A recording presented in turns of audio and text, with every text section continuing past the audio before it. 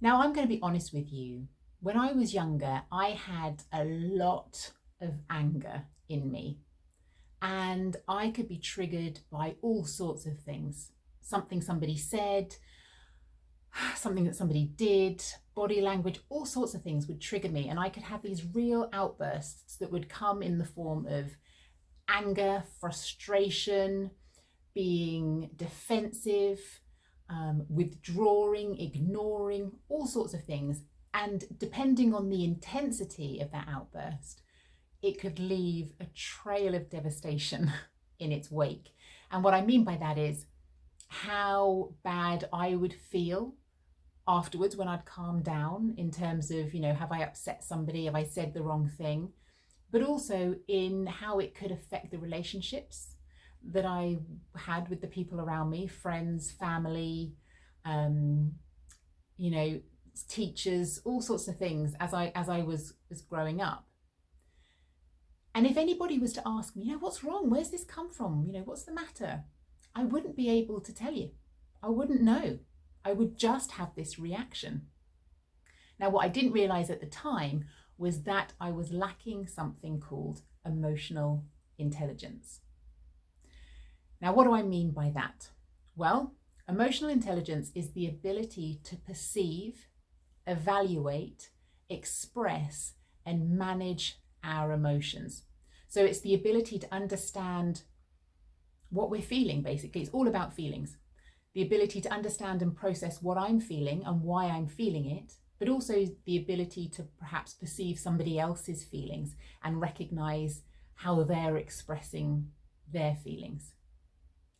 So if I was to go back to what I was saying earlier about my outbursts, it might be that I was having a rant at somebody, shouting, getting aggressive with somebody, because I was feeling hungry. Or I would get really defensive and kind of go on the attack because somebody had asked me a question that would mean that I had to be vulnerable or apologize or take accountability, and I wasn't prepared to do that. So what would happen actually is what I'm masking the truth. I'm deflecting, essentially, and I'm not able to understand and therefore not able to communicate what I'm feeling. So there were other things that I would do because of my lack of emotional intelligence, and that was I'd blame other people. So everything was it's always somebody else's fault. It's never my fault. It's always somebody else's fault. If they hadn't have done that, then I wouldn't have done that. I'd also criticize other people. I'd maybe make a comment about how somebody looked or what somebody was doing because it was a complete defense mechanism. And I thought that would make me feel better. But as the saying goes, putting out somebody else's light doesn't make yours shine any brighter. I also would harbour on mistakes that I'd made. I wouldn't be able to let them go. I would, let it fester, and I would beat myself up about things, and it would go on for a long period of time. I might even lose sleep. I might lose confidence. All of these different things were happening because I wasn't able to process the feelings and then let them go. I'd also worry about things that I can't control. Oh my God, the amount of hours, days that I have wasted trying to control a situation that was out of control, like getting worried about being able to get to work on time, worrying about the traffic, or going on holiday and how I'm going to get there, worrying about the conversations that I was going to have with people. And I can't control any of those things. So I wasted a huge amount of time doing that. And that would, again, affect me mentally. Again, beating myself up, losing confidence. So, like with other forms of intelligence, it's not necessarily something that we were born with, but we can educate ourselves when it comes to emotional intelligence and build on our emotional intelligence level. And that comes from exposure, it comes from experience and reflecting on that experience. So here are some tips on how you can improve your emotional intelligence and how I have done the same. So the first one is self-awareness. Being self-aware. Who am I? What are my strengths? What are my gaps? Processing my past experiences. What have I been through in my life? And we all have been through all sorts of different things, good times and bad times. And within those good times and bad times, it creates triggers. So there'll be words that we've experienced. There'll be certain body language, certain expressions, certain things that will trigger a past memory, a past experience. So I have to become aware of what does trigger me. And also within that awareness going, well, that triggers me. Those words, that body language triggers me and triggers that past experience.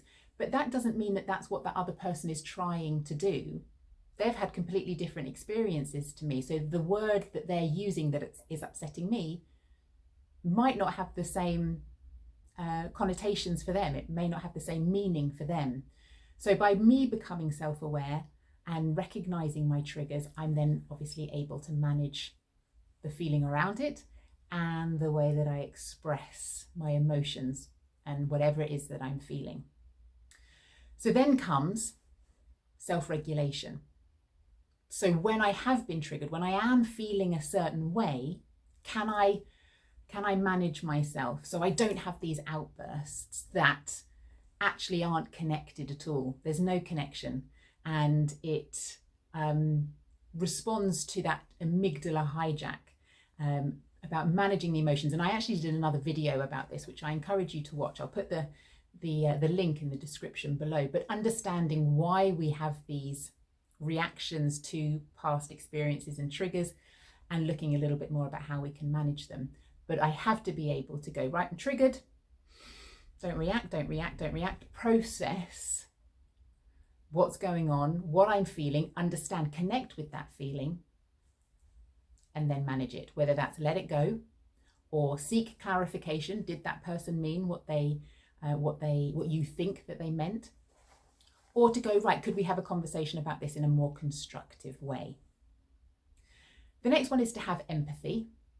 So it's about accepting. Empathy is all about emotions, but it's going, I accept how I'm feeling. I also accept how somebody else is feeling. And it's not necessarily about trying to understand it or control the situation, but it's about going, I want to create a safe space in which I can express myself, or a safe space where somebody else can express themselves without judgment. It's not holding judgment at all. And then the other one, the last tip here, is to improve your interpersonal skills. And so what we mean by that is being aware of your non-verbal communication. What are your non-verbal cues sending out to the world around you? Thinking about your vocal communication as well. The tone of your voice, the speed of your delivery, but also your social skills, holding eye contact, small talk, rapport building, active listening, because a lot of people who have a higher level of emotional intelligence have actually been sort of proven to have very good social skills. So look at a way of improving that, because the benefits of having a higher emotional intelligence are limitless, really, because we have been through a lot as humans. We are emotionally charged, but if we're not able to manage those emotions, they can have dire consequences. So being able to manage them means that you can let go of mistakes. Oh, wouldn't that be nice? Again, I just think about all those hours that I can look forward to enjoying and putting towards other things, that I'm not beating myself up about past experiences. Also accepting criticism. Now, nobody really likes to accept criticism. It's not nice to hear, but sometimes it's necessary, because then there might be things that we're doing that we're not aware of. It might be things that we're doing that has a negative effect on somebody else that we wouldn't really want to happen. So being made aware of those things and not putting up your defenses, not getting aggressive, but just listening, maybe taking these things on board, will improve the relationships again with the people that we have around us, and hopefully improve us and our personal development as well. We then become less judgmental. We're a little bit more accepting of the situations that we're in and the people that are in it as well. And also we can connect with ourselves and we can go, I'm upset and I'm sad and I know why. And more importantly, I'm able to communicate that in a really effective way to the other person that helps them understand why. And then when we've got that acceptance of how we both feel, we can kind of move on. So I hope you enjoyed this video on improving your emotional intelligence. Let me know what you think in the comments below. Let me know if you feel like you've improved your emotional intelligence. I'd love to hear your experience, and see you next time.